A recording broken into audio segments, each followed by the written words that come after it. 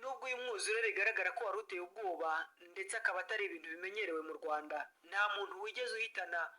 n'abawuguyemo bwa mbere ngo kuko batari bahamenyereye bakomeretse byoroheje,